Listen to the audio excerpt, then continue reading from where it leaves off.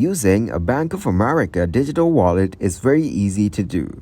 Today I'm going to show you how to do it. First step is to add your Bank of America cards to your digital wallet.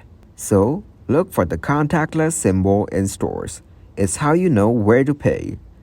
Next, hold your phone up to the symbol on the contactless terminal. Now let's explore how to set up your digital wallet to use in-app and online. Firstly, add your Bank of America cards to your digital wallet. Then, next step is to shop. Here, just look for your preferred wallet's logo at checkout.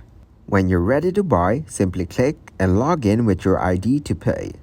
You can use the digital wallet section of the Bank of America app to monitor your recent transactions and card activity. You can add, update, or remove cards from your digital wallet as needed through the app. If you encounter any issues or have questions about using the digital wallet, it's a good idea to contact Bank of America's customer support for assistance. This is how you can use your Bank of America digital card.